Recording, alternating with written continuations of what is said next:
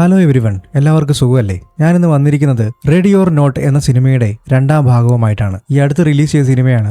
അതിന്റെ ആദ്യ ഭാഗം കാണാത്തവർക്കായി അതിന്റെ ഒരു ചെറിയ കഥ പറയാം. അതിനുശേഷം നമുക്ക് പുതിയ സിനിമയിലേക്ക് പോകാം. ഇതൊരു അക്രമ പടമാണ്, അതുകൊണ്ട് ഇങ്ങനെയുള്ള പടങ്ങൾ ഇഷ്ടമുള്ളവർ കണ്ടിന്യൂ ചെയ്യുക. പടം തുടങ്ങിയാൽ ഇനി അങ്ങോട്ട് രക്തം ചിന്താൻ പോവുകയാണ്. അപ്പോൾ പാർട്ട് ആദ്യത്തെ കഥ നമുക്ക് നോക്കാം. കഥയിലെ നായിക ഗ്രേസ് അലക്സ് എന്ന് പറഞ്ഞൊരു പയ്യനുമായിട്ട് പ്രണയത്തിലാകുന്നു. അവനെ തന്നെ വിവാഹം ചെയ്യുകയും ചെയ്യുന്നു. ശേഷം അവൾ വീട്ടിലെത്തിയതോടെ കഥകളൊക്കെ മാറുകയാണ്. ഫംഗ്ഷനൊക്കെ കഴിഞ്ഞ് അവരൊരു മീറ്റിംഗ് വിളിക്കുന്നു. ആ മീറ്റിംഗിൽ ഗ്രേസിനോട് ഒരു കാർഡ് എടുക്കാൻ വേണ്ടി ആവശ്യപ്പെടുന്നു. അതൊരു ഗെയിമാണ്. ആ കാർഡിൽ എന്താണോ ആ ഗെയിം അവർ കളിക്കണം. ഇവരൊരു സാത്താൻ സേവയുടെ കീഴിൽ ജീവിക്കുന്ന ആളുകളാണ്. ഈ ലോകത്തെ തന്നെ നിയന്ത്രിക്കുന്നത് ഇവരാണ്. തുടക്കത്തിൽ ഈ കാര്യങ്ങളൊക്കെ അറിഞ്ഞെങ്കിലും അവൾക്കതൊരു പേടിയായിട്ട് ആദ്യം തോന്നിയില്ല. കാരണം കാര്യത്തിന്റെ ഭീകരത അവൾക്ക് മനസ്സിലായില്ല. അവർ പറയും, ഈ കുടുംബത്തിനൊരു റൂളുണ്ട്. കാർഡുകളിൽ നിന്ന് ഒരു കാർഡ് തിരഞ്ഞെടുക്കുക. അതിലൊന്ന് എഴുതിയിട്ടുണ്ടാകും, ആ ഗെയിം കളിച്ച് വിജയിച്ചാൽ മാത്രമേ ഈ കുടുംബത്തിൽ ഒരാളായിട്ട് നിന്നെ അംഗീകരിക്കത്തുള്ളൂ. അവളോട് കാർഡ് എടുക്കാൻ പറയും. അവളും ഹാപ്പി ആയിട്ട് കാർഡ് എടുക്കുകയും ചെയ്യും. ആ കാർഡിൽ എഴുതിയിട്ടുള്ളത് ഹൈഡ് ആൻഡ് സീക്ക് എന്നാണ്. ഒളിച്ചുകളി വളരെ നിസ്സാരമാണെങ്കിലും അവിടെ ഇരുന്ന കാർഡുകളിൽ ഏറ്റവും മോശമായ കാർഡ് അതാണെന്ന് അവൾക്ക് പിന്നീടാണ് മനസ്സിലായത്. അപ്പോൾ അവൾ ഒളിച്ചിരിക്കും, ഇവർ കണ്ടുപിടിക്കണം. സംഗതി സിമ്പിൾ ആണല്ലോ, ഞാൻ പോയി ഒളിച്ചിരിക്കാം, നിങ്ങൾ കണ്ടുപിടിച്ചോളൂ എന്ന് പറയും. ഗ്രേസ് പോയി ഒളിച്ചിരിക്കുകയും ചെയ്യും. എന്നാൽ പിന്നീടാണ് അതിലെ അപകടങ്ങൾ അവർക്ക് മനസ്സിലാകുന്നത്. ഈ ഫാമിലി സാത്താൻ സേവക്കാരാണ്. ലീബേൽ എന്ന് പറഞ്ഞ സാത്താനെയാണ് ഇവർ ആരാധിക്കുന്നത്. ലീബേലാണ് ഇവർക്ക് ഈ നിയമങ്ങളും ഈ ഗെയിമിന്റെ നിയമങ്ങളും എല്ലാം കൊടുക്കുന്നത്. അതുകൊണ്ട് ഈ ലീബേൽ വെച്ച ഈ ഗെയിം ഇവർ പൂർത്തിയാക്കണം. എന്നാൽ മാത്രമേ ഇവർക്ക് ഈ സമ്പത്തും അവരുടെ അധികാരങ്ങളും തുടർന്ന് ഉപയോഗിക്കാൻ പറ്റും. ഇവള് പോയി ഒളിച്ചിരിക്കും, അവളെ കണ്ടുപിടിച്ച് കൊല്ലണം. അങ്ങനെ കൊന്നാൽ ഈ സാത്താൻ സന്തോഷിക്കുകയും അധികാരങ്ങളും അനുഗ്രഹങ്ങളും അവർക്ക് കൊടുക്കുകയും ചെയ്യും. അവർക്ക് അതുകൊണ്ട് മുന്നോട്ട് പോവുകയും ചെയ്യാം. എന്നാൽ ഇതിന് സമയപരിധി. കുടുംബം തന്നെ കൊല്ലാൻ ശ്രമിക്കുന്നുവെന്ന് മനസ്സിലാക്കി കഴിഞ്ഞിട്ട് അവൾ അവളുടെ ജീവൻ രക്ഷിക്കാൻ വേണ്ടിയാണ് ശ്രമിക്കുന്നത്. എന്നാൽ ഒരു പരിധി കഴിയുമ്പോൾ മറ്റുള്ളവരെ കൊന്നാൽ മാത്രമേ തനിക്ക് ജീവിച്ചിരിക്കാൻ പറ്റുള്ളൂ എന്നുള്ള കാര്യം അവൾ മനസ്സിലാക്കുന്നതോടെ അവൾ എതിർത്ത് പോരാടാൻ തുടങ്ങും. ആരംഭഘട്ടത്തിലൊക്കെ കാമുകനായ അലക്സും അവളെ സഹായിക്കുന്നുണ്ട്. എന്നാൽ പിന്നീട് അവനും ഇവളെ ഉപദ്രവിക്കാൻ തുടങ്ങും. അവസാനം ഇവൾ ഒരുപാട് പേരെ കൊല്ലും. എങ്കിലും ഇവളെ പിടിച്ചുകെട്ടി സാത്താന് ബലി കൊടുക്കുന്ന അവസ്ഥയിൽ വരെ എത്തും. എന്നാൽ അവിടെ ഒരു ട്വിസ്റ്റ് സംഭവിക്കുകയാണ്. ഇവര് പിടിച്ചുകൊണ്ടുവന്ന് ബലി കൊടുക്കാൻ തുടങ്ങുന്ന സമയം നേരം വെളുത്തു കഴിഞ്ഞാണ്. അതായത് നേരം വെളുക്കുന്ന സമയം വരെ ഗ്രേസ് സർവൈവ് ചെയ്തു. അതുകൊണ്ട് അവളാണ് വിന്നർ. ബാക്കിയുള്ളവരുടെ ശരീരമെല്ലാം പൊട്ടിത്തെറിച്ച് അവർ സ്പോട്ടിൽ മരിക്കും. അവരെല്ലാം മരിച്ച് ഇവള് മാത്രം ജീവനോടെ പുറത്തേക്ക് വരുന്നതും കാണിച്ച് ആ സിനിമ അവിടെ അവസാനിക്കുകയാണ്. അതിന്റെ ബാക്കി ഭാഗമായിട്ടാണ് ഈ സിനിമ തുടങ്ങുകയും ചെയ്യുന്നത്. അപ്പോൾ ഇതുപോലെ കഥകൾ ഇഷ്ടപ്പെടുന്ന കൂട്ടുകാർ ചാനൽ സബ്സ്ക്രൈബ് ചെയ്തോളൂ, കൂട്ടുകാർക്ക് ഷെയർ ചെയ്തോളൂ. കൂടാതെ സിനിമ കണ്ടു കഴിഞ്ഞിട്ട് നിങ്ങളുടെ അഭിപ്രായങ്ങൾ കമന്റ് ചെയ്യുകയും ചെയ്യണം. റെഡി ഓർ നോട്ട് 2 സിനിമ ആരംഭിക്കുന്നത് ആ കുടുംബക്കാരെ മുഴുവൻ കൊന്നല്ലോ. അതിനുശേഷം അവൾ വെളിയിൽ വന്ന് വളരെ മാസമായിട്ട് അവിടെ ഇരുന്ന് സിഗരറ്റ് വലിക്കാൻ തുടങ്ങുകയാണ്. എന്നാൽ അവൾ സിഗരറ്റ് വലിച്ചു തുടങ്ങുന്നതിന് തൊട്ട് മുമ്പ് തന്നെ പോലീസ് അവിടേക്ക് വരും. എന്നാൽ ഇവളെ അറസ്റ്റ് ചെയ്യുന്നതിന് മുമ്പ് അവളുടെ ബോധവും പോകുന്നു. എന്നാൽ പോലീസ് അവളെ ഹോസ്പിറ്റലിൽ എത്തിച്ച് അവളുടെ ജീവൻ രക്ഷിക്കുകയും ചെയ്യുന്നു. ഇപ്പോൾ അവൾ കണ്ണു തുറക്കുമ്പോൾ ഹോസ്പിറ്റലാണുള്ളത്. അവളുടെ അടുത്ത് ഒരു ഉദ്യോഗസ്ഥനെ നിൽപ്പുണ്ട്. അവൾ നോക്കുമ്പോൾ അവളുടെ കൈകളിൽ വിലങ്ങ് വെച്ചിട്ടുണ്ട്. അവൾ ചോദിക്കും, എന്തിനാണ് എന്റെ കൈകളിൽ വിലങ്ങ് വെച്ചിരിക്കുന്നത്? അയാൾ പറയും, നീ അലക്സ് എന്നൊരാളെ വിവാഹം ചെയ്ത് അവന്റെ കുടുംബത്തിലുള്ളവരെ എല്ലാം പ്ലാൻ ചെയ്തു കൊന്നു. അതിനുള്ള തെളിവെന്താണെന്ന് വെച്ചാൽ നീ ധരിച്ചിരുന്ന ഡ്രസ്സിൽ മുഴുവൻ ആ കുടുംബത്തിലുള്ള എല്ലാവരുടെയും രക്തമുണ്ട്. നിനക്കും അലക്സും തമ്മിലുള്ള ബന്ധവും ആ കുടുംബവുമായിട്ടുള്ള ബന്ധവും അവിടെ എന്താണ് സംഭവിച്ചത് എന്നുള്ളതിന്റെ വ്യക്തമായൊരു സ്റ്റേറ്റ്മെന്റും എനിക്ക് തരികയാണെങ്കിൽ നിനക്ക് സേഫായിട്ട് മുന്നോട്ട് പോകാം. അതുകൊണ്ട് നീ സഹകരിക്കണമെന്ന് പറയും. ഇവരിങ്ങനെ സംസാരിച്ചുകൊണ്ടിരിക്കുന്ന സമയത്ത് അവൾക്കൊരു ഗസ്റ്റ് വരികയാണ്. അത് അവളുടെ അനീതിയാണ്. ഇവര് തമ്മിൽ മിണ്ടാതായിട്ട് ഒരുപാട് നാളായി. എന്നാൽ ഇപ്പോഴും എമർജൻസി കോണ്ടാക്റ്റില് അവളുടെ അനീതിയുടെ പേര് തന്നെയാണ് ഈ ഗ്രേസ് കൊടുത്തിരിക്കുന്നത്. അതുകൊണ്ടാണ് അനീതി അങ്ങോട്ട് വന്നത്. അവളുടെ പേര് ഫെയ്ത്ത് എന്നാണ്. ഫെയ്ത്ത് മക്കോളി. നായികയുടെ പേര് ഗ്രേസ് മക്കോളി. ഇവര് തമ്മിൽ വീണ്ടും സംസാരിക്കുമ്പോൾ വീണ്ടും വഴക്കിലേക്ക് പോവുകയാണ്. സംസാരിച്ചു വരുമ്പോൾ ഇവര് തമ്മിൽ അടുത്തുള്ള സ്ഥലങ്ങളിലാണ് താമസിക്കുന്നത്. എന്നാൽ ഇവര് പരസ്പരം കാണുകയോ വിളിക്കുകയോ ചെയ്തിട്ടില്ല. ഗ്രേസ് ഒരുപാട് തവണ അനീതിയെ വിളിച്ചിട്ടുണ്ട്. എന്നാൽ അവൾ കോൾ എടുത്തിട്ടില്ല. അതിന് കാരണം അവളെ കാണണ്ട, ഇനി അവളുമായിട്ട് യാതൊരു ബന്ധമില്ല എന്ന് പറഞ്ഞ് അവളെ ഇറക്കി വിട്ടതാണ്. രണ്ടുപേരും ഒരു പരിധി വരെ പറഞ്ഞാൽ ഓർഫണാണ്. ഓർഫൺ എന്ന് പറയാം. കാരണം ഇവർക്ക് വേറെ റിലേറ്റീവ്സും കാര്യങ്ങളും ഒന്നും തന്നെ ഇല്ല. അതുകൊണ്ട് തന്നെ ഈ അനീതി വളർന്നത് ഒരു ഓർഫനേജിലാണ്. പിന്നീട് ഇവളുടെ സൗകര്യത്തിനും മറ്റ് ജോലിക്കും കാര്യങ്ങൾക്കൊക്കെ ആയിട്ട് ഇവളിൽ നിന്ന് മാറി വേറൊരു ജീവിതത്തിലേക്ക് പോവുകയാണ്. അങ്ങനെയാണ് ഇവർ വഴക്കിലായത്. ആ കാര്യങ്ങളൊക്കെ പറഞ്ഞ് തർക്കിച്ച് അവസാനം ഫെയ്ത്ത് ചോദിക്കും, നിനക്ക് എന്താണ് പറ്റിയത്? നീ ഈ കോലത്തിൽ എങ്ങനെയായി എന്ന് ചോദിക്കുമ്പോൾ അവള് പറയും, അതൊക്കെ പറഞ്ഞാൽ നീ വിശ്വസിക്കുമോ എന്ന് എനിക്ക് അറിയത്തില്ല എന്ന് പറയും. അപ്പൊ വീണ്ടും അവള് ദേഷ്യപ്പെട്ട് നിനക്ക് പറയാൻ പറ്റുമെങ്കിൽ മാത്രം പറഞ്ഞാൽ മതി, ഞാൻ പോവുകയാണെന്നും പറഞ്ഞ് അവൾ ഇറങ്ങിപ്പോകാൻ തുടങ്ങും. അപ്പോൾ അവളെ പിടിച്ചു നിർത്തിയിട്ട് ഗ്രേസ് അവളോട് കാര്യങ്ങളൊക്കെ പറയുകയാണ്. ഞാൻ ആദ്യം പറഞ്ഞ പാർട്ടിലുള്ള കഥകളാണ് ഇവളോടും പറയുന്നത്. അവൾ കഥയെല്ലാം കേട്ടെങ്കിലും ശരിക്കും അങ്ങോട്ട് വിശ്വസിച്ചിട്ടില്ല. സീൻ അവിടുന്ന് കട്ടാകുമ്പോൾ ഒരു വലിയ പണക്കാരനെയാണ് കാണിക്കുന്നത്. അയാള് ഈ സാത്താൻ സേവയുടെ കുടുംബത്തിലുള്ള ആളാണ്. എത്രത്തോളം പവർഫുൾ ആണെന്ന് വെച്ചാൽ അയാൾ ഒരു ന്യൂസ് കണ്ടുകൊണ്ടിരിക്കുകയാണ്. ആ ന്യൂസിൽ ഒരു വാറാണ്. അയാൾ പെട്ടെന്ന് ആരെയോ ഫോൺ ചെയ്തിട്ട് എന്ത് കാരണം കൊണ്ടാണോ ആ വാർ ഉണ്ടായത് ആ ഡിമാൻഡ് സ്വീകരിച്ച് യുദ്ധം അവസാനിപ്പിക്കാൻ വേണ്ടി ആ രാജ്യത്തോട് ആവശ്യപ്പെടുകയാണ്. അപ്പോൾ തന്നെ ബ്രേക്കിംഗ് ന്യൂസ് വരികയാണ്, യുദ്ധം അവസാനിപ്പിച്ചു എന്ന് പറഞ്ഞ്. അത്രയ്ക്ക് പവർഫുള്ളാണ് ഇയാള്, അതായത് ഈ സാത്താൻ സേവക്കാരാണല്ലോ. അവരാണ് ഈ ലോകത്തെ മുഴുവൻ നിയന്ത്രിക്കുന്നതെന്നാണ് ഈ കഥയിലെല്ലാം പറഞ്ഞു വെക്കുന്നത്.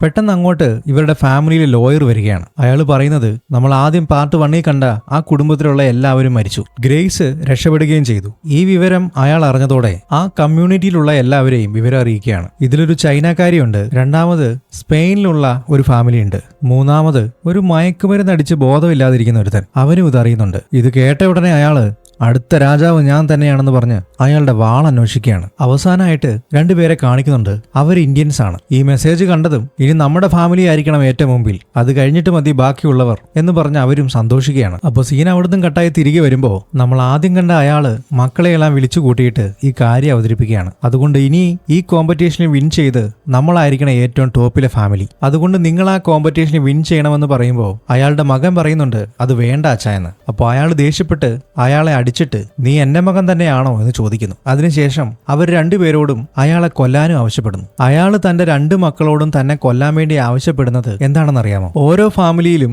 ഏറ്റവും മൂത്ത ആളുകൾ, അല്ലെങ്കിൽ നമ്മുടെ ഭാഷയിൽ പറഞ്ഞ ആ കുടുംബത്തിന്റെ ഗൃഹനാഥനാണ് ഇതിൽ പങ്കെടുക്കേണ്ടത്. എന്നാൽ ഏതെങ്കിലും കാരണവശാൽ ഗെയിമിൽ വെച്ച് അയാൾ കൊല്ലപ്പെടുകയാണെങ്കിൽ ആ ഫാമിലിയിലുള്ള എല്ലാവരും ബ്ലാസ്റ്റായി മരിക്കുകയും ചെയ്യും. ഇയാൾ വൃദ്ധനായതുകൊണ്ട് ആ ഗെയിമിൽ പങ്കെടുക്കാൻ പറ്റില്ല. എന്തെങ്കിലും കാരണവശാൽ ഇയാൾ കൊല്ലപ്പെടുകയാണെങ്കിൽ ആ ഫാമിലിയിലുള്ള എല്ലാവരും മരിക്കുകയും ചെയ്യും. അതിന് പകരമായിട്ടാണ് അയാൾ സ്വയം മരിക്കാൻ വേണ്ടി തയ്യാറാകുന്നത്. അങ്ങനെ മനസ്സില്ലാ മനസ്സോടെ ഇവർ രണ്ടുപേരും ചേർന്ന് ഒരു തലവണ കൊണ്ട് ശ്വാസം മുട്ടിച്ച് അച്ഛനെ കൊല്ലും. സീൻ അവിടുന്ന് കട്ടായി. ഇപ്പോൾ ആ പോലീസ് ഉദ്യോഗസ്ഥൻ ഇവരെ ഹോസ്പിറ്റലിൽ നിന്ന് ഡിസ്ചാർജ് ചെയ്ത് മൊഴിയെടുക്കാൻ സ്റ്റേഷനിലേക്ക് കൊണ്ടുപോവുകയാണ്. എന്നാൽ പോകുന്ന വഴിയിൽ ആ മയക്കുമരുന്ന് അടിച്ചിരുന്നവൻ ഇവരെ അറ്റാക്ക് ചെയ്യുകയും ആ ഉദ്യോഗസ്ഥനെ കത്തിയെറിഞ്ഞ് കൊല്ലുകയും ചെയ്യുകയാണ്. എന്നിട്ട് ഇവരെ കൊല്ലാൻ നോക്കുമ്പോൾ ഇവരാദ്യം പോയി ഒരു റൂമിൽ ഒളിക്കും. എന്നാൽ അയാൾ അവിടെയെല്ലാം വന്ന് നോക്കുമ്പോൾ കാണില്ല. അതിനുശേഷം ഇവൾ ഒളിച്ചിരിക്കുന്ന സ്ഥലം കണ്ടുപിടിച്ച് അവിടെ വന്ന് ഇയാൾ നോക്കുമ്പോൾ ഇവർ അവിടെ നിന്ന് രക്ഷപ്പെട്ടു വേറെ റൂമിലേക്ക് മാറിയിട്ടുണ്ടായിരുന്നു. ഇതാരാണ് എന്താണെന്നൊന്നും ഇവൾക്ക് മനസ്സിലാകുന്നില്ല. അയാൾ അവരെ അന്വേഷിച്ച് മറ്റൊരു റൂമിലേക്ക് പോയെന്ന് മനസ്സിലാക്കി ആ സമയം കൊണ്ട് ആ മരിച്ചു കിടന്ന പോലീസുകാരന്റെ അടുത്ത് നിന്ന്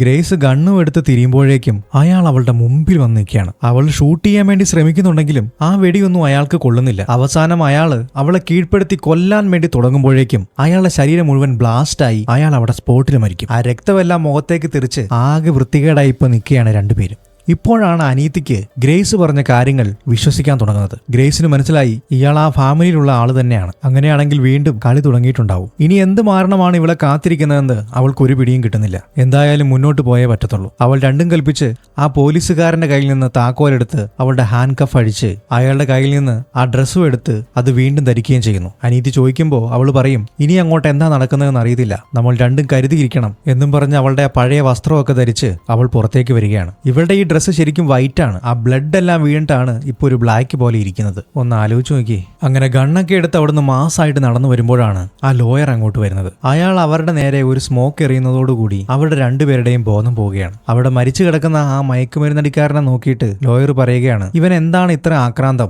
റൂൾസ് ബ്രേക്ക് ചെയ്ത് ഗെയിം തുടങ്ങുന്നതിന് മുമ്പ് തന്നെ അവരെ ആക്രമിക്കാൻ വന്നുകൊണ്ടാണ് ഇവൻ മരിച്ചുപോയത്. അതും പറഞ്ഞ് ഇവർ രണ്ടുപേരെയും അവരവിടെ നിന്ന് കടത്തുകയാണ്. സീൻ അവിടുന്ന് കട്ടാകുമ്പോൾ സ്വന്തം അപ്പനെ കൊന്ന 2 മക്കളില്ലേ, അവര് ബാക്കിയുള്ള ഫാമിലീസിനെ കാത്തിരിക്കുകയാണ്. അങ്ങനെ സ്പാനിഷുകാരായ അപ്പനും മോനും എത്തി. ആ ചൈനക്കാരിയും വന്നു. അവക്കൊരു മോനും കൂടെ ഉണ്ട്. അവനൊട്ടും സീരിയസ്നെസ് ഇല്ലാതെ ഗെയിമും കളിച്ചു നടക്കുന്ന ഒരു പയ്യനാണ്. അവസാനമായിട്ട് 2 ഇന്ത്യൻസ്. അവന്മാരുടെ കാറ് തുറക്കുമ്പോ തന്നെ പുകയാണ് വരുന്നത്. അകത്തിരുന്ന് ജോയിന്റ് അടിച്ച് മരിക്കുകയായിരുന്നു തോന്നുന്നു. അതിലൊരുത്തന്റെ കല്യാണം കഴിഞ്ഞതാണ്. അവന്റെ കൂടെ അവന്റെ വൈഫും വന്നിട്ടുണ്ട്. അങ്ങനെ ഫാമിലീസ് എല്ലാം എത്തിച്ചേർന്ന് കഴിയുമ്പോഴേക്കും ലോയറും നമ്മുടെ നായകനെയും അനീതിനെയും കൊണ്ട് അങ്ങോട്ട് വരികയാണ്. ഇപ്പൊ അവരെ രണ്ടുപേരെയും കെട്ടിവെച്ചിരിക്കുകയാണ്. കണ്ണു തുറന്ന് നോക്കുമ്പോൾ ചുറ്റും 10 പേര് നിൽപ്പുണ്ട്. ഗ്രേസിന് തോന്നുന്നുണ്ട് ഒരു തരത്തിൽ രക്ഷപ്പെട്ടതായിരുന്നു. വീണ്ടും വീണ്ടും തുടങ്ങാൻ പോവുകയാണോ? അവളാകെ പേടിച്ചിരിക്കുകയാണ്. അനീതിക്കും ഒന്നും മനസ്സിലാകുന്നില്ല. അവർ രണ്ടുപേരും ആകെ പേടിച്ചിരിക്കുകയാണ്. അപ്പോഴേക്കും അങ്ങോട്ട് ലോയർ ഒരു വലിയ റൂൾസ് ബുക്കുമായിട്ട് വരുന്നുണ്ട്. എന്നിട്ട് നായികയോട് പറയും, നിനക്കിപ്പോൾ ഒരുപാട് ഡൗട്ട് ഉണ്ടാകും മനസ്സിൽ, നിന്നെ എന്തിനാണ് വീണ്ടും കൊണ്ടുവന്നിരിക്കുന്നത് എന്നൊക്കെ. അതിന്റെ ഉത്തരവെല്ലാം ഞാൻ പറഞ്ഞുതരാം. നീ വിവാഹം ചെയ്ത ആ ഫാമിലിയെ മുഴുവനായിട്ട് നീ കൊന്നുകളഞ്ഞു. അതിൽ നീ ജയിക്കുകയും ചെയ്തു. എന്നാൽ ഹൈസീറ്റ് എന്ന് പറഞ്ഞ പൊസിഷൻ ഇപ്പോഴും ഒഴിവായി കിടക്കുകയാണ്. ആ ഫാമിലിയിലുള്ള ആരും ഇപ്പോൾ നിലവിലില്ല. അതുകൊണ്ട് ഇപ്പോൾ ആ കമ്മ്യൂണിറ്റിയിലുള്ള ആൾക്കാരുമായിട്ട് നീ വീണ്ടും ഒരു ഗെയിം കളിക്കണം. ആ ഗെയിമിൽ നീ ജയിക്കുകയാണെങ്കിൽ ഈ കമ്മ്യൂണിറ്റിയുടെ എല്ലാം തലൈവി നീ ആയിരിക്കും. ഹൈ സീറ്റിന്റെ പവറുള്ള ഈ റിങ്ങും നിനക്ക് കിട്ടും. പിന്നീടെല്ലാം നീ പറയുന്ന പോലെ ആയിരിക്കും കാര്യങ്ങൾ. അവള് പറയും, എനിക്കൊരു ഹൈ സീറ്റും വേണ്ട, ഒന്നും വേണ്ട, എനിക്ക് ഇതിൽ നിന്ന് എങ്ങനെയെങ്കിലും രക്ഷപ്പെടണം, എന്നെ ഒന്ന് ഒഴിവാക്കിക്കൂടെ? അപ്പോൾ മറ്റുള്ളവരും ലോയറും പറയും, ഒരിക്കലും നിന്നെ ഒഴിവാക്കാൻ പറ്റത്തില്ല. നീ ഈ ഗെയിം കളിച്ച് മാത്രമേ നിനക്ക് രക്ഷപ്പെടാൻ കഴിയത്തുള്ളൂ. ഇനി എന്തെങ്കിലും റൂൾസ് നിനക്ക് മാറ്റണമെങ്കിൽ നീ ഈ ഗെയിം വിജയിച്ച് നീ ഹൈ സീറ്റിലേക്ക് വന്നാൽ മാത്രമേ നിനക്ക് റൂൾസ് ചേഞ്ച് ചെയ്യാനുള്ള ഓപ്ഷനും ഉള്ളൂ. അപ്പൊ അനീതി പറയും, ഞങ്ങൾ വർഷങ്ങളായി കണ്ടിട്ട്, അങ്ങനെ കണ്ടപ്പോ ഇവള് വലിയൊരു അപകടത്തിലേക്കാണ് എന്നെ തള്ളിവിട്ടിരിക്കുന്നത്. ഇവിടെ നിങ്ങൾ എന്തെങ്കിലും ചെയ്യേ, എന്നെ എന്തിനാണ് ഇവിടെ പിടിച്ചു വെച്ചിരിക്കുന്നത്, എന്നെ വെറുതെ വിട്ടുകൂടെ എന്ന് ചോദിക്കുമ്പോൾ അവര് പറയും, നിന്നെയും വെറുതെ വിടാൻ പറ്റത്തില്ല. കാരണം നിങ്ങൾ തമ്മിൽ രക്തബന്ധമുണ്ട്. അതുകൊണ്ട് ഒരാൾക്ക് മാത്രമായിട്ട് രക്ഷപ്പെടാൻ പറ്റില്ല. ഇവരിങ്ങനെ സംസാരിച്ചുകൊണ്ടിരിക്കുമ്പോൾ ആ സ്പെയിൻകാരൻ അപ്പനും മോനും ഇല്ലേ, അയാളുടെ മകൾ കൂടി അങ്ങോട്ട് വരികയാണ്. അവള് വന്നിട്ട് നായികയുടെ അടുത്ത് പറയും, നീ എന്താ ചെയ്തതെന്നറിയാമോ? നീ കെട്ടിയ അലക്സിനെ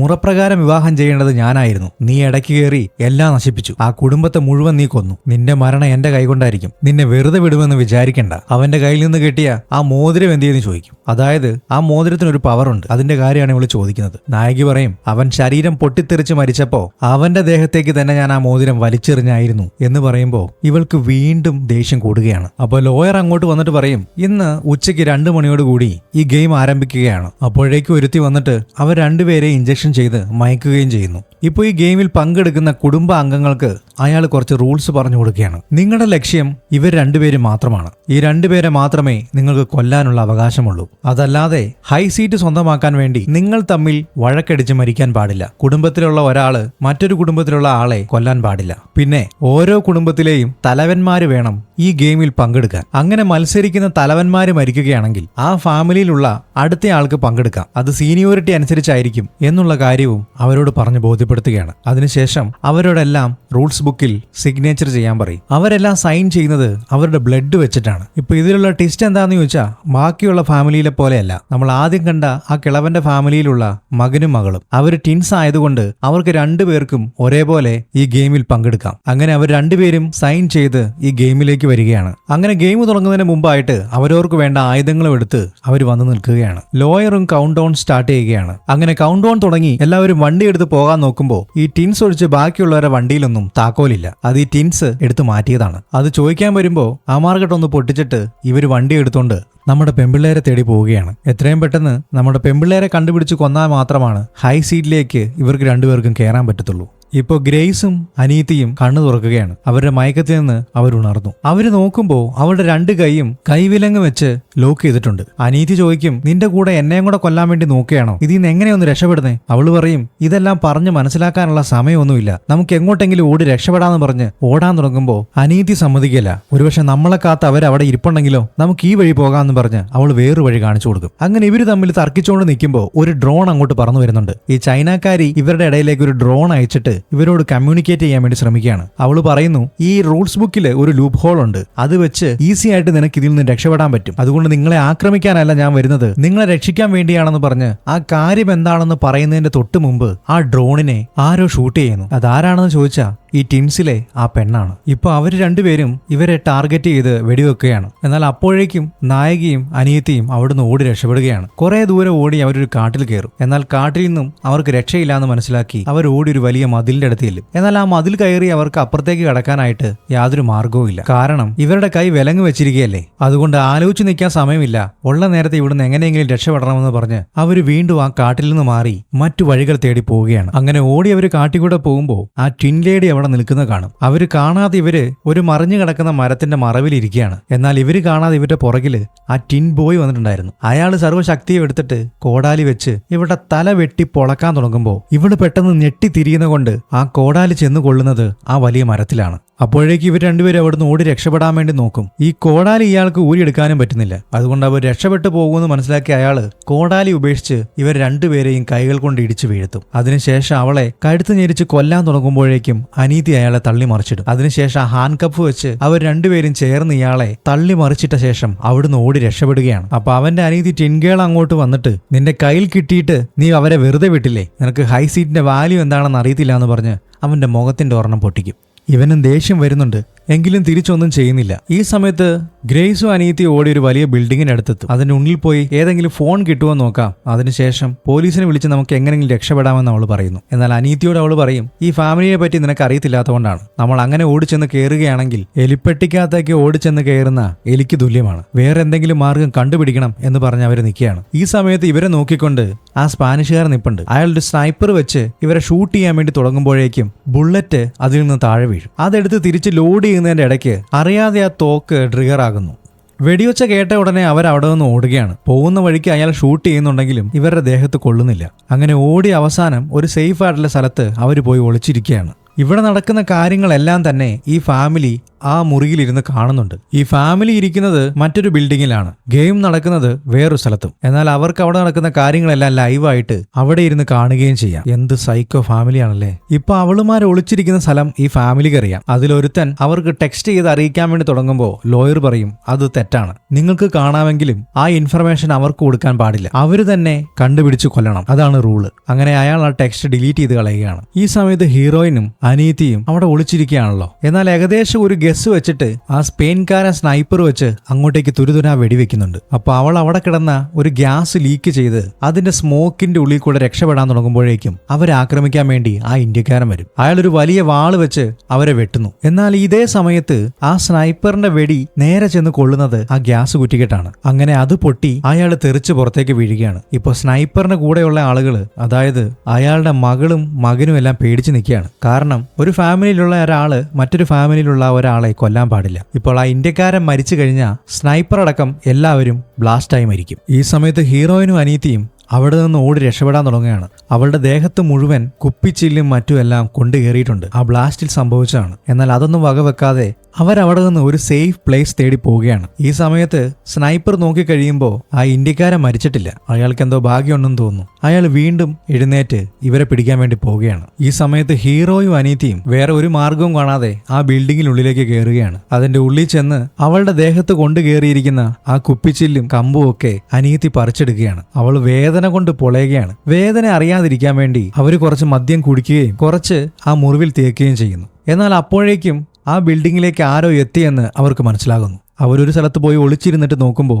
അതാ ഇന്ത്യക്കാരനാണ്, മുഖംമൂടിക്കാരൻ. അയാൾ അവിടെയെല്ലാം നോക്കിയിട്ട് ഇവരെ കാണുന്നില്ല. അപ്പോഴാണ് ഇവർ അയാളുടെ കയ്യിൽ നിന്ന് രക്ഷപ്പെടാൻ വേണ്ടിയിട്ട് ആ മുറിയിൽ നിന്ന് മറ്റൊരു മുറിയിലേക്ക് കയറി പോകുന്നത്. അങ്ങനെ ഡോറ് ക്ലോസ് ആകുന്നത് കണ്ട് അവര് പോയ വഴി മുഖംമൂടിക്കാരൻ മനസ്സിലാക്കുന്നു. ഇപ്പൊ നായിക നമ്മുടെ അനീതിയോട് പറയുകയാണ്, നമ്മളിങ്ങനെ ഓടിക്കൊണ്ടിരുന്ന ജീവിതകാലം മുഴുവൻ ഓടേണ്ടി വരും, അതുകൊണ്ട് എന്തെങ്കിലും ഒരു മാർഗം കണ്ടുപിടിച്ചേ പറ്റത്തുള്ളൂ. അവരവിടെയെല്ലാം നോക്കി കഴിയുമ്പോൾ ഒരു ഗ്രൈൻഡർ കിട്ടും. അങ്ങനെ ഗ്രൈൻഡർ ഉപയോഗിച്ച് അവരുടെ കൈകളിലെ വിലങ്ങ് കട്ട് ചെയ്യും. അതിനുശേഷം അവരവിടുന്ന് രക്ഷപ്പെടാൻ തുടങ്ങുമ്പോഴേക്കും ആ മുഖംമൂടിക്കാരൻ അവിടെ എത്തും. ഉള്ളതിൽ ഏറ്റവും ഭയങ്കരൻ ഇയാളാണ്. ഇവർ രണ്ടുപേരെയും ഇയാൾ ഇടിച്ചു വീഴ്ത്തി കൊല്ലാൻ നോക്കുകയാണ്. എന്നാൽ അയാളുടെ കയ്യിൽ നിന്ന് വാളും തെറിച്ചുപോയി. അയാൾ വീഴുന്ന സമയത്ത് ഗ്രേസ് അവിടെ ഒരു വാഷിംഗ് മെഷീൻ കണ്ടെത്തുന്നു. ഇവർ രണ്ടുപേരും കൂടെ ചേർന്ന് അയാളെ ബലം പ്രയോഗിച്ച് ആ വാഷിംഗ് മെഷീന്റെ ഉള്ളിലേക്ക് തള്ളുന്നു. അതിനുശേഷം സ്വിച്ച് ഓണായി കഴിയുമ്പോൾ ചൂടുവെള്ളത്തോടൊപ്പമാണ് ആ വാഷിംഗ് മെഷീൻ പ്രവർത്തിക്കുന്നത്. അത് വളരെ ഫാസ്റ്റ് ആയിട്ട് കറങ്ങിക്കൊണ്ടിരിക്കുകയാണ്. കറങ്ങി കുറെ നേരം കഴിഞ്ഞു കഴിയുമ്പോഴാണ് നായികയ്ക്ക് ഒരു കാര്യം ഓർമ്മ വരുന്നത്. ഒരുപക്ഷെ അയാളുടെ പോക്കറ്റിൽ ഫോൺ ഉണ്ടാവും. അതെടുക്കുകയാണെങ്കിൽ പോലീസിന് ഫോൺ ചെയ്ത് ഇവർക്ക് അവിടുന്ന് എസ്കേപ്പ് ചെയ്യാൻ പറ്റും. അങ്ങനെ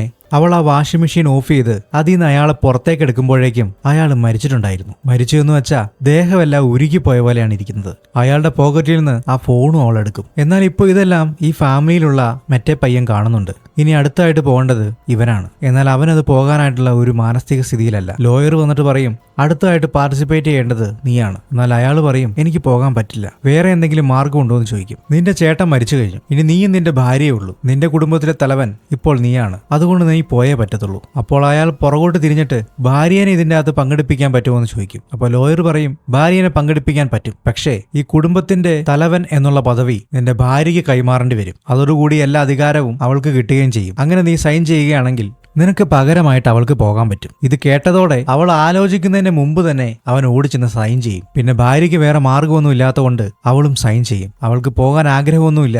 എന്നാൽ ഇവൻ അവളെ പെടുത്തിക്കൊണ്ട് അവൾക്ക് പോകാതിരിക്കാനും പറ്റില്ല. അങ്ങനെ അവസാനം അവൾ പോവുകയാണ്. ഈ സമയത്ത് നമ്മുടെ ഹീറോയിനും അനീത്തിയും ആ ഫോണിൽ നിന്ന് എമർജൻസി കോൾ ചെയ്യും. എന്നാൽ ഈ കോൾ കണക്ട് ആവുന്നത് ആ ടിൻസ് ഗേളിനാണ്. അവർ എമർജൻസി കോൾ ഉപയോഗിക്കുന്നത് കൊണ്ടാണ് ഏറ്റവും അടുത്തുള്ള ആളിലേക്ക് ആ കോൾ കണക്ട് ആകുന്നത്. സംസാരിക്കുന്നത് പോലീസാണെന്ന് വിചാരിച്ച് ഇവൾ കാര്യങ്ങളെല്ലാം പറയും. താനൊരു ട്രാപ്പിൽ പെട്ടിരിക്കുകയാണെന്നും സാത്താൻ സേവയുള്ള കുടുംബക്കാര് തന്നെ കൊല്ലാൻ നോക്കുകയാണെന്നും ഇപ്പോൾ അവളുടെ ബിൽഡിങ്ങിന്റെ ലൊക്കേഷനും പറഞ്ഞു കൊടുത്ത് അങ്ങോട്ടേക്ക് വരാനുമായിട്ട് പോലീസിനോട് ആവശ്യപ്പെടുന്നു. ഇപ്പോൾ ഈ ടിൻസ് ഗേൾ പറയുന്നത്, ഞങ്ങൾ എത്രയും പെട്ടെന്ന് റെസ്ക്യൂ ടീമിനെയും കൂട്ടി അങ്ങോട്ടേക്ക് വരാം. നിങ്ങൾ അകത്ത് നിന്നാൽ അത് വലിയൊരു പ്രശ്നമാകും. അതുകൊണ്ട് പുറത്തേക്ക് ഗേറ്റിനടുത്തേക്ക് വരികയാണെങ്കിൽ ഞങ്ങൾ എത്രയും പെട്ടെന്ന് തന്നെ നിങ്ങളെ അവിടെ നിന്ന് കൂട്ടിക്കൊണ്ട് പോകുന്നതായിരിക്കും. അതുകൊണ്ട് പുറത്തേക്ക് വരാമോ എന്ന് ചോദിക്കും. അങ്ങനെ അവൾ മാപ്പ് നോക്കി എൻട്രൻസ് ഗേറ്റ് കണ്ടുപിടിച്ച് അങ്ങോട്ടേക്ക് പോകാൻ തുടങ്ങുന്നു. ഇപ്പൊ അവരവിടെ നിന്ന് പോകാൻ തുടങ്ങുമ്പോഴത്തേക്കും ആ ചൈനക്കാരി അങ്ങോട്ട് കയറി വരും. ഒരു വാൾ അവളുടെ കഴുത്തിന് വെച്ചിട്ടുണ്ട്. എന്നിട്ട് അവൾ പറയും, ഞാൻ വന്നിരിക്കുന്നത് നിങ്ങളെ കൊല്ലാൻ വേണ്ടിയിട്ടല്ല, നിങ്ങളോടൊരു ഡീല് സംസാരിക്കാൻ വേണ്ടി മാത്രമാണ്. ഞാൻ മുമ്പ് പറഞ്ഞതുപോലെ ആ റൂൾസ് ബുക്കില് ഒരു ലൂപ്പ് ഹോൾ ഉണ്ട്. അത് ഉപയോഗപ്പെടുത്തിയാൽ നിനക്ക് ജീവനോ രക്ഷപ്പെടാം. അതെന്താണെന്ന് ചോദിക്കുമ്പോൾ ചൈനക്കാരി വീണ്ടും പറയും, എനിക്കൊരു മകനുണ്ട്. അവനെ നീ കല്യാണം കഴിക്കുകയാണെങ്കിൽ നിനക്ക് ഈ ഗെയിമിൽ നിന്ന് രക്ഷപ്പെടുകയും ചെയ്യാം, ഹൈ സീറ്റ് നിനക്ക് സ്വന്തമാക്കുകയും ചെയ്യാം. അങ്ങനെ ഹൈ സീറ്റ് നിനക്ക് കിട്ടുന്നതോടുകൂടി നിന്നെ പിന്നെ ആർക്കും ഒന്നും ചെയ്യാൻ പറ്റില്ല. നമ്മളായിരിക്കും ഈ ഫാമിലിയിൽ ഏറ്റവും ടോപ്പിലേക്ക് വരാൻ പോകുന്നത്. പിന്നെ നീ പറയുന്ന രീതിയിലായിരിക്കും കാര്യങ്ങളെല്ലാം നടക്കുന്നത്. കല്യാണം കഴിച്ചു എന്ന് വിചാരിച്ച് അവൻ പറയുന്ന പോലെയെല്ലാം നീ കേൾക്കേണ്ട ആവശ്യമൊന്നുമില്ല. നിനക്ക് നീ ഇഷ്ടപ്പെടുന്ന രീതിയിൽ ജീവിക്കുകയും ചെയ്യാം. അനീതിക്ക് ഇതൊരു നല്ല ഡീലായിട്ടാണ് തോന്നുന്നത്. അവള് പറയും, എടി മോളെ, നമുക്ക് രക്ഷപ്പെടാൻ കിട്ടിയ ഒരു അവസരമാണ്. നീ എങ്ങനെയെങ്കിലും സമ്മതിക്ക്. നീ ആ ചെറുക്കനെ കെട്ടിക്കഴിഞ്ഞാൽ നമുക്ക് ഇതിന് രക്ഷപ്പെടുകയും ചെയ്യാം. അപ്പൊ ഗ്രേസി ചോദിക്കും, ഞാൻ നിങ്ങളുടെ മകനെ കെട്ടിയെന്ന് തന്നെ വിചാരിക്കുക. അടുത്തടുത്തായിട്ട് നിങ്ങളുടെ ഫാമിലികളിൽ വേറെ കല്യാണങ്ങളും നടക്കും. അങ്ങനെ പുതുതായിട്ട് വരുന്ന വധുവരന്മാരെ ഞാൻ ഉൾപ്പെടെയുള്ള ഫാമിലി കൊല്ലേണ്ടി വരില്ലേ? അങ്ങനെ ആ കൊലയ്ക്കെല്ലാം ഞാൻ കൂട്ടു നിൽക്കേണ്ടി വരില്ലേ? അപ്പോ ചൈനക്കാരി പറയും, വേറെ മാർഗമില്ല, ഞങ്ങളുടെ ഫാമിലിയിലെ റൂൾ അങ്ങനെയായിപ്പോയി, അതുകൊണ്ട് കൊല്ലാൻ പറഞ്ഞാ കൊല്ലേണ്ടി വരും. അപ്പൊ നായിക പറയും, ഞാൻ എന്തായാലും പെട്ടു, ഇനി മറ്റൊരാളെ കൂടെ കൊല്ലാൻ എനിക്ക് വയ്യ, അതുകൊണ്ട് എനിക്ക് ഈ ഡീൽ ഓക്കെ അല്ല എന്ന് പറയും. ഇവരിങ്ങനെ സംസാരിച്ചുകൊണ്ടിരിക്കുന്ന സമയത്ത് സ്പെയിൻകാരൻ സ്നൈപ്പർ അങ്ങോട്ട് കയറി വന്ന് അവൾ ഷൂട്ട് ചെയ്യാൻ വേണ്ടി തുടങ്ങും. അപ്പോൾ ചൈനക്കാരി പറയും, നീ ഇപ്പോൾ ഷൂട്ട് ചെയ്യരുത്, ഞങ്ങൾ തമ്മിൽ ഒരു ഡീല് സംസാരിച്ചുകൊണ്ടിരിക്കുകയാണ്. ഇപ്പോൾ നായിക ഈ കല്യാണത്തിന് സമ്മതിക്കുന്നില്ല. അതുകൊണ്ട് അവളെ കൊല്ലാൻ വേണ്ടി ചൈനക്കാരിയും വരികയാണ്. അപ്പോൾ പേടിച്ചിട്ട് ചൈനക്കാരിയുടെ കാല് പിടിച്ചിട്ട് അനീതി പറയുന്നുണ്ട്, അവൾ നിങ്ങളുടെ മോനെ കല്യാണം കഴിച്ചോളും, ദൈവം ഞങ്ങളെ വെറുതെ വിട് എന്ന് പറഞ്ഞ് അവൾ കരയുന്നുണ്ട്. എന്നാൽ അപ്പോഴേക്ക് സ്നൈപ്പർ അങ്ങോട്ട് വന്ന് അവരെ കൊല്ലാൻ വേണ്ടി നോക്കുന്നു. അവരെ തടയാൻ വേണ്ടിയിട്ട് ഈ ചൈനക്കാരി തിരിയുന്ന സമയത്ത് നായിക ചൈനക്കാരിയുടെ വാള് പിടിച്ചു മാറ്റുകയും ചെയ്യുന്നു. ഈ സമയത്ത് ആക്സിഡന്റലി ആ സ്നൈപ്പറിന്റെ കഴുത്തിന് ആ വാള് കയറുകയാണ്. അങ്ങനെ അയാൾ സ്പോട്ടിൽ തീരും. ഇപ്പോൾ റൂൾ അനുസരിച്ച് ഹീറോയിനെ ഹീറോയുടെ അനീതിയെ മാത്രമേ കൊല്ലാൻ പാടുള്ളൂ. കുടുംബത്തിലുള്ള ആളുകൾ മറ്റൊരു കുടുംബത്തിലുള്ള ആളുകളെ കൊല്ലാൻ പാടില്ല. ഇപ്പൊ ചൈനക്കാർ ഈ സ്നൈപ്പറെ കൊന്നതുകൊണ്ട് അവരുടെ റൂൾസ് ബ്രേക്ക് ചെയ്തിരിക്കുകയാണ്. അപ്പോൾ തന്നെ അവള് ബ്ലാസ്റ്റായി സ്പോട്ടിൽ മരിക്കും. ഇതൊക്കെ കണ്ടുകൊണ്ട് ആ ചെറുക്കൻ എന്തോ കഴിച്ചുകൊണ്ട് നിൽക്കുകയാണ്. അവന് ഇതിനെപ്പറ്റിയൊന്നും യാതൊരു ബോധവും ഇല്ലെന്ന് തോന്നുന്നു. ചുറ്റും നിൽക്കുന്ന ആളുകളൊക്കെ അവന്റെ അടുത്തുനിന്ന് മാറി ദൂരെ പോയി ഒളിച്ചിരിക്കുകയാണ്. അങ്ങനെ ആളുകളെല്ലാം അവനെ നോക്കി നിൽക്കുന്ന സമയത്ത് ആ ചൈനക്കാരൻ പയ്യന്റെ ശരീരവും പൊട്ടിത്തെറിച്ച് അവനും സ്പോട്ടിൽ മരിക്കുകയാണ്. അവന്റെ അടുത്ത് നിന്നവരുടെ മേത്തേക്കെല്ലാം ആ രക്തം തെറിക്കുകയും ചെയ്യുന്നു. ഈ സമയത്ത് നായകിയും അനീതിയും പുറത്തേക്ക് പോയിക്കൊണ്ടിരിക്കുകയാണ്. അവിടെ പോലീസ് വന്ന് നിൽക്കുമെന്നാണല്ലോ ഇവരോട് പറഞ്ഞിരിക്കുന്നത്. അങ്ങനെ ചത്തുപോയ ആ ചൈനക്കാരിയുടെ വാളും മറ്റവന്റെ ഗണ്ണും ഇവരുടെ കയ്യിലുണ്ട്. ഈ സമയത്ത് ഇവരെ നോക്കിയ ഇരട്ടകളും ഓടെ നിൽപ്പുണ്ട്. എന്നാൽ ഇവരുടെ ശ്രദ്ധ മാറിയ സമയം നോക്കി നായകി അവളുടെ തോക്ക് കൈകലാക്കി അവളുടെ നേർക്ക് തന്നെ തോക്ക് ചൂണ്ടും. ഈ സമയത്ത് അനീതി ആ ചെറുക്കന്റെ കഴുത്തിൽ ആ വലിയ വാളും വെക്കും. എന്നിട്ട് നായകി അവരോട് പറയും, എത്രയും പെട്ടെന്ന് പുറത്തേക്കുള്ള ഗേറ്റ് ഓപ്പൺ ചെയ്യുക, ഇല്ലെങ്കിൽ നിന്റെ കൂടെയുള്ള ഈ ചെറുക്കനെ ഇപ്പൊ കൊന്നുകളയും. അപ്പോൾ ഈ ഇരട്ടകളിൽ ഒരാളായ ആ പെണ്ണ് പറയുകയാണ്, ആ നീ കൊന്നോ, എനിക്കത് പ്രശ്നമൊന്നുമില്ല, ഞാനെങ്ങനെ അവനെ കൊല്ലണ്ടേന്ന് ഓർത്തുകൊണ്ടിരിക്കുകയായിരുന്നു, ഇനിയിപ്പോ നിങ്ങളായിട്ട് കൊല്ലുകയാണെങ്കിൽ എനിക്കത് എളുപ്പമായല്ലോ. അപ്പൊ അവനും ഇത് കേട്ടോണ്ടിരിക്കുകയാണ്. അവള് വീണ്ടും പറയും, എനിക്ക് ഹൈ സീറ്റ് മാത്രം മതി, ആര് ചത്താലും വേണ്ടില്ല ജീവിച്ചാലും വേണ്ടില്ല. നായിക ചോദിക്കും, ഇവള് ശരിക്കും നിന്റെ അനീതി തന്നെയാണോ? ഇവരിങ്ങനെ സംസാരിച്ചുകൊണ്ടിരിക്കുന്ന സമയത്ത് ആ ഇന്ത്യന്റെ ഭാര്യയുണ്ടല്ലോ, അവള് കാറുമായിട്ട് പാഞ്ഞ് അതിലെ വരികയാണ്. എന്നാൽ ഇവരെ ഇടിച്ചു വീഴ്ത്താൻ വേണ്ടി നോക്കുകയാണെന്ന് വിചാരിച്ചാ അവളുടെ ലക്ഷ്യം അതൊന്നുമല്ല. അവള് വളരെ ഫാസ്റ്റ് ആയിട്ട് വന്ന് ആ മെയിൻ ഗേറ്റ് ഇടിച്ചു തെറിപ്പിച്ച് നേരെ പുറത്തേക്ക് പോവുകയാണ്. അവൾക്ക് എങ്ങനെയെങ്കിലും അവിടുന്ന് രക്ഷപ്പെടണം എന്നുള്ള ചിന്ത മാത്രമേ ഉണ്ടായിരുന്നുള്ളൂ എന്ന് തോന്നുന്നു. അങ്ങനെ ഇവള് കടന്നുപോയ സമയത്ത് നായികയും ആ പെണ്ണും അനീതിയും ആ ചെറുക്കനും തമ്മില് ഫൈറ്റ് നടന്നുകൊണ്ടിരിക്കുകയാണ്. ഒടുവിലൊരു അവസരത്തില് അനീതിക്ക് രക്ഷപ്പെടാനുള്ള ഒരു അവസരം കിട്ടും. നായകിനെ അവർ രണ്ടുപേരും പിടിച്ചു വെച്ചിരിക്കുകയാണ്. അവള് പറയും അനീതിയോട്, നീ ഓടി രക്ഷപ്പെട്ടോളാൻ പറയും. അപ്പോൾ അതേ സമയത്ത് ആ ഇരട്ടകളിൽ ഒരാളായ ആ പെണ്ണ് ഒരു ഷാർപ്പായിട്ടുള്ള കമ്പി എടുത്ത് അവളുടെ ഷോൾഡറിൽ കുത്തിയിറക്കും. എന്നിട്ടൊരു കോടാലി വെച്ച് അവളുടെ കഴുത്തിലും കുത്തി കൊല്ലാൻ തുടങ്ങുമ്പോഴേക്കും അനീതിക്ക് നോക്കി നിൽക്കാൻ പറ്റിയില്ല. അവൾ പുറകെ കൂടെ വന്ന് ആ ഇരട്ട പെണ്ണിനെ അടിച്ചു വീഴ്ത്തിയിട്ട് നായികയും കൊണ്ട് അവര് വന്ന വണ്ടിയിൽ അവിടെ നിന്ന് രക്ഷപ്പെടുന്നു. ഈ സമയത്ത് ഈ വീട്ടിന്റെ അകത്ത് ആൾക്കാരെല്ലാം ആകെ ഭയപ്പെട്ടിരിക്കുകയാണ്. കാരണം ഇവർ ഉദ്ദേശിച്ച രീതിയിലൊന്നും ഗെയിം മുന്നോട്ട് പോകുന്നില്ല. ഇന്ത്യക്കാരന്റെ പെണ്ണുമുള്ള ആ വണ്ടിയും കൊണ്ട് മുങ്ങി. അപ്പൊ അവൻ ചോദിക്കും, എനിക്ക് ഇതിനകത്ത് ഇനി പാർട്ടിസിപ്പേറ്റ് ചെയ്യാൻ പറ്റുമോ എന്ന് ചോദിക്കും. അപ്പോൾ ലോയർ പറയും, നിനക്ക് ഇതിന്റെ അകത്ത് പങ്കെടുക്കാൻ പറ്റത്തില്ല, കാരണം അവളാണ് നിന്റെ കുടുംബത്തിന്റെ തലൈവി. അതുകൊണ്ട് അവൾ മരിച്ച ശേഷം മാത്രമേ നിനക്ക് ഇതിന്റെ അകത്ത് പങ്കെടുക്കാൻ പറ്റത്തുള്ളൂ. ഇപ്പോൾ ആ സ്നൈപ്പർ വെച്ച് ഒരുത്തൻ മരിച്ചു പോയായിരുന്നല്ലോ, അവന്റെ പെണ്ണ്, അവന്റെ മകള് ജീവനോടെ ഉണ്ട്. അവള് പറയും, എന്റെ അച്ഛൻ മരിച്ചതുകൊണ്ട് അതിന് പകരമായിട്ട് അവളെ കൊല്ലാൻ വേണ്ടി ഞാൻ പോകുകയാണെന്ന് പറഞ്ഞ് അവൾ അതിൽ സിഗ്നേച്ചറൊക്കെ ചെയ്ത് നായകിനെ തേടി അവിടെ നിന്ന് പോകാൻ തുടങ്ങുന്നു. ഈ സമയത്ത് അവർ രക്ഷപ്പെട്ട് വീണ്ടും ആദ്യം വന്ന ആ ബിൽഡിങ്ങിനുള്ളിലേക്ക് വരികയാണ്. അവിടെ ഇരുന്നിട്ട് അവളുടെ ആ ഷോൾഡറിൽ കുത്തിക്കേറി ആ ഷാർപ്പ് കമ്പി വലിച്ചൂരിയെടുക്കുകയാണ്. ആ സമയത്ത് നായിക അനീതിയോട് പറയുന്നുണ്ട്, നിന്നോട് രക്ഷപ്പെടാൻ ഞാൻ പറഞ്ഞതല്ലേ, നീ അത് കേൾക്കാതെ എന്തിന് എന്നെ രക്ഷിക്കാനായിട്ട് തിരികെ വന്നു എന്ന് ചോദിക്കുമ്പോൾ അവള് പറയും, ഞാൻ വന്നില്ലായിരുന്നെങ്കിൽ നിന്നെ അവർ തീർത്ത് കളഞ്ഞേനെ, നിന്നെ രക്ഷിക്കാൻ വേണ്ടിയിട്ടാണ് ഞാൻ വന്നതെന്ന് പറയുമ്പോൾ അവള് പറയും, ഞാൻ എങ്ങനെയെങ്കിലും രക്ഷപ്പെട്ടേനെ, നീ ഇവിടുന്ന് ആദ്യം രക്ഷപ്പെട്ടു പോയിട്ട് ആരെങ്കിലും കൂട്ടിക്കൊണ്ട് വരികയായിരുന്നെങ്കിൽ നമുക്ക് രണ്ടുപേർക്കും ഒരേപോലെ രക്ഷപ്പെടാമായിരുന്നു. അത് വിട്ടിട്ട് നീ തിരിച്ചു വന്നുകൊണ്ട് ഇപ്പൊ നമ്മൾ രണ്ടുപേരും ചാകാൻ പോകുകയാണ്. അങ്ങനെ ഇവര് തമ്മിൽ പറഞ്ഞ് വഴക്കാകും. അനീതിയാണെങ്കിൽ വഴക്കും കൂടി മറ്റൊരു മുറിയിലേക്ക് പോകുന്ന സമയത്താണ് ആ സ്നൈപ്പറിന്റെ മകൾ അങ്ങോട്ട് കയറി വരുന്നത്. അവള് വന്നിരിക്കുന്നത് വെറുതെയല്ല, ഒരു റോക്കറ്റ് ലോഞ്ചറും കൊണ്ടാണ് വന്നിരിക്കുന്നത്. അത് വെച്ച് ആക്രമിക്കാൻ തുടങ്ങുമ്പോൾ ഈ പൊട്ടിപ്പെണ്ണ് അത് തിരിച്ചു പിടിച്ചിട്ടാണ് ഫയർ ചെയ്യുന്നത്. അതുകൊണ്ട് അതിന്റെ അകത്തുള്ള മിസൈല് നേരെ പുറകോട്ട് പോയിട്ടാണ് പൊട്ടിത്തെറിക്കുന്നത്. അത് മൂഞ്ചി എന്ന് മനസ്സിലായി കഴിയുമ്പോൾ അവള് നേരെ ഇവളെ ആക്രമിക്കാൻ വേണ്ടി വരികയാണ്. നായികയുടെ മേത്തേക്ക് ചാടി വീഴുമ്പോഴത്തേക്കും അവിടെ ഒരു പെപ്പർ സ്പ്രേ ഇരിപ്പുണ്ടായിരുന്നു. അതെടുത്ത് അവളുടെ മുഖത്തേക്ക് അടിക്കും. അങ്ങനെ അങ്ങോട്ടും ഇങ്ങോട്ടും ഫൈറ്റായി അവസാനം ആ പെപ്പർ സ്പ്രേ തിരിച്ചു വാങ്ങിച്ച് നായികയുടെ മുഖത്തേക്കും അടിക്കും. അങ്ങനെ ഇപ്പൊ രണ്ടുപേരുടെയും മുഖത്ത് പെപ്പർ സ്പ്രേ ആയതുകൊണ്ട് അവർക്ക് രണ്ടുപേർക്കും കണ്ണു കാണാൻ പാടില്ല. അങ്ങനെ തപ്പിയും തടഞ്ഞു നടന്ന് അവർ തമ്മിൽ ഫൈറ്റ് ചെയ്യുകയാണ്. അങ്ങനെ ഇടിക്കുന്ന ഇടിയും അടിയും എല്ലാം വായുവിന്റെ ആണ് അടിക്കുന്നതെന്ന് മാത്രം. അങ്ങനെ അവസാനം തപ്പി തടഞ്ഞ നായികയ്ക്ക് ഒരു ജഗ്ഗിന്റെ അകത്ത് കുറച്ച് വെള്ളം കിട്ടും. അവൾ അതിന് മുഖം കഴുകി ഇവളുടെ നേരെ തിരിഞ്ഞു ചെല്ലുന്നതിന് മുമ്പ് തന്നെ ആ പ്രാന്തി ഓടി വന്ന് ഇവളെ ഇടിച്ച് ഒരു വലിയ ടേബിളും തകർത്ത് താഴത്തോട്ട് വീഴും. ഒരു തരത്തിൽ നായിക അവിടുന്ന് എഴുന്നേറ്റ് അവിടെ ഒരു പിയാനോ ഇരിപ്പുണ്ടായിരുന്നു. ആ പിയാനോ എടുത്ത് അവളുടെ തലക്കിട്ട് അവളുടെ കാര്യത്തിൽ തീരുമാനമാക്കും. അതിനുശേഷം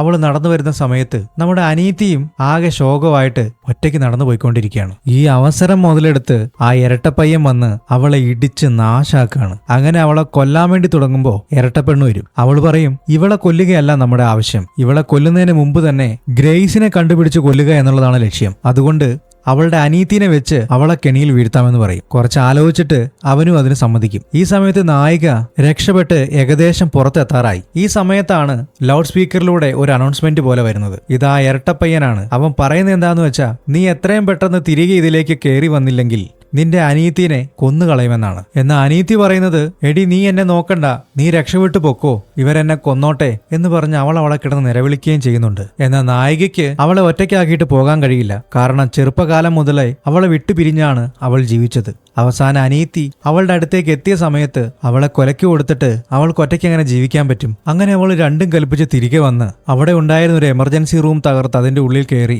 ഒരു ഷോട്ട് ഗണ്ണും എടുത്ത് അതിന് വേണ്ട ബുള്ളറ്റും എടുത്ത് ഇവരെല്ലാവരും ഇരിക്കുന്ന മുറിയിലേക്ക് കയറി വരികയാണ്. കയറി വരുന്ന വഴിക്ക് തന്നെ ആ സ്പാനിഷുകാരന്റെ മകള് നിപ്പുണ്ട്. ഒറ്റ വെടിക്ക് തന്നെ അവളുടെ കാര്യം തീർത്തു. അതിനുശേഷം അവൾ അകത്ത് കയറി വന്ന് ഇന്ത്യക്കാരോട് ചോദിക്കും, എന്റെ അനീതിനെ നീയൊക്കെ എവിടെയാണ് ഒളിപ്പിച്ചു വെച്ചിരിക്കുന്നത്? അവനൊന്നും അറിയത്തില്ല എന്നും പറഞ്ഞ് അവനാകെ പേടിച്ച് നിൽക്കുകയാണ്. വേറെ ഒരുത്തനും അവിടെ നിപ്പുണ്ട്. അവനോടും ചോദിക്കുമ്പോൾ അവനും അറിയത്തില്ലെന്ന് പറഞ്ഞ് പേടിച്ച് മാറും. പിന്നെയുള്ളത് ഒരു ചെറിയ പയ്യനാണ്. അവനൊരു പാവാണ്, അവനൊന്നും ചെയ്യില്ല എന്ന് വിചാരിച്ച അവൻ ഓടിപ്പോയിട്ട് 2 ഗണ്ണ് എടുത്തിട്ട് വന്ന് ഇവളെ കൊല്ലാൻ നോക്കുകയാണ്. എന്നാൽ അവന്റെ അടുത്തുനിന്ന് ഓടി രക്ഷപ്പെട്ട് അവളൊരു മുറിക്കുള്ളിൽ കയറും. ഈ സമയത്ത് ആ ഇരട്ടച്ചെറുക്കൻ വീണ്ടും വിരട്ടിക്കൊണ്ടിരിക്കുകയാണ്. നീ വെളിയിൽ വന്നില്ലെങ്കിൽ നിന്റെ അനീതിനെ ഇപ്പൊ തന്നെ തട്ടിക്കളയും. നിനക്ക് ഞാൻ 3 മിനിറ്റ് സമയം തരാം. അതിനുള്ളിൽ നീ പുറത്തു വന്നില്ലെങ്കിൽ ഇവളെ തീർച്ചയായിട്ടും കൊന്നുകളയുമെന്ന് അവൻ പറയും. അപ്പോൾ നായിക്ക് രക്ഷപ്പെടാനായിട്ട് വേറെ മാർഗമൊന്നുമില്ല. അവള് തന്നെ രക്ഷപ്പെടാൻ നോക്കിക്കഴിഞ്ഞാൽ അനീതിനെ കൊന്നുകളയുകയും ചെയ്യും. അവസാനം അവൾക്കൊരു ബുദ്ധി തോന്നും. അവൾ പറയും, നിനക്ക് ഹൈ സീറ്റ് വേണം, അത്രയല്ലേ ഉള്ളൂ. ഞാൻ നിന്നെ വിവാഹം ചെയ്തു കഴിഞ്ഞാൽ നിനക്ക് ഹൈ സീറ്റ് കിട്ടും. എനിക്ക് നിങ്ങളുടെ ഹൈ സീറ്റ് ഒന്നും വേണ്ട, എന്റെ അനീതിനെ വെറുതെ വിട്ടാൽ മതി എന്ന് പറയും. അപ്പൊ അവൻ ലോയറിന്റെ മുഖത്തേക്ക് നോക്കും, ഇങ്ങനെ ഒരു ഓപ്ഷൻ ഉണ്ടോ എന്ന്. ലോയർ തലയാട്ടിക്കൊണ്ട് അങ്ങനെ ഒരു ഓപ്ഷൻ ഉണ്ട് എന്ന് സമ്മതിക്കും. അങ്ങനെ അയാൾ അത് സമ്മതിച്ച് അവര് വണങ്ങുന്ന ദൈവമായ ഈ ലീബേലിനെ വിളിച്ച് സത്യം ചെയ്ത ശേഷമാണ് നായിക അവിടുന്ന് ഇറങ്ങി വരുന്നത്.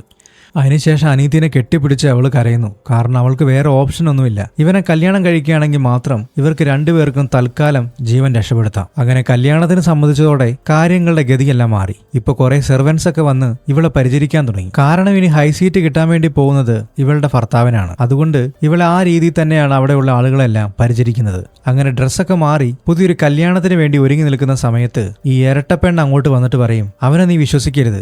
അവനെയാണോ നീ കല്യാണം കഴിക്കാൻ പോണത്? അവൻ ആ ഹൈ സീറ്റിന് വേണ്ടി മാത്രമാണ് നിന്നെ കല്യാണം കഴിക്കുന്നത്. അത് കഴിഞ്ഞാൽ നിന്നെ അവൻ എന്ത് ചെയ്യുമെന്ന് പോലും പറയാൻ പറ്റില്ല. അതിന് പകരമായിട്ട് നമ്മൾ രണ്ടുപേരും ചേർന്ന് മറ്റുള്ളവരെ കൊല്ലുവാണെങ്കിൽ ആ ഹൈ സീറ്റ് നമുക്ക് കിട്ടും എന്നൊക്കെ പറഞ്ഞ് ഇവളെ അതിൽ നിന്ന് പിന്തിരിപ്പിക്കാൻ വേണ്ടി നോക്കുകയാണ്. ഇത് കേട്ടോണ്ടാണ് അയാൾ കയറി വരുന്നത്. അയാൾ അനീതിയാണെന്ന് പോലും നോക്കാതെ അവളുടെ കഴുത്തിന് പിടിച്ചു ഞെക്കും. എന്നിട്ട് അവളോട് പറയും, ഒരു ഫാമിലിയിലുള്ള ഒരാള് മറ്റു ഫാമിലിയിലുള്ള ഒരാളെ കൊല്ലാൻ പാടില്ലെന്നേ ഉള്ളൂ. ഒരേ ഫാമിലിയിലുള്ള ആളെ കൊല്ലുന്നതിന് യാതൊരു കുഴപ്പവുമില്ല എന്നും പറഞ്ഞ് ഒരു ദാക്ഷിണ്യം വിചാരിക്കാതെ അവളുടെ കഴുത്ത് ഞെരിച്ച് അവളെ കൊല്ലും. ഇതെല്ലാം നമ്മുടെ നായിക കണ്ടുകൊണ്ടിരിക്കുകയാണ്. അങ്ങനെ അവൾ ഒരുങ്ങി മണവാട്ടിയായിട്ട് വന്നുകൊണ്ടിരിക്കുകയാണ്. ഈ സാത്താൻ സേവക്കാരെല്ലാവരും ഒരുങ്ങി അവരുടെ ഡ്രസ്സൊക്കെ ധരിച്ച് അവിടെ കൂടിയിട്ടുണ്ട്. അങ്ങനെ ഇവരുടെ ആചാരമനുസരിച്ച് അവർ രണ്ടുപേരുടെയും കൈമുറിച്ച് രക്തം ഒന്നായി കലക്കി ആ വിവാഹം നടത്താൻ തുടങ്ങുകയാണ്. എന്നാൽ ഇവരുടെ ആരാധനമൂർത്തിയായ ലീബേലിനെ പ്രസാദിപ്പിക്കാൻ വേണ്ടി ഒരാടിനെ ബലി കൊടുക്കണം. അതിനുവേണ്ടി അവിടെ തന്നെ ഒരു ബേസ്മെന്റും ഉണ്ട്.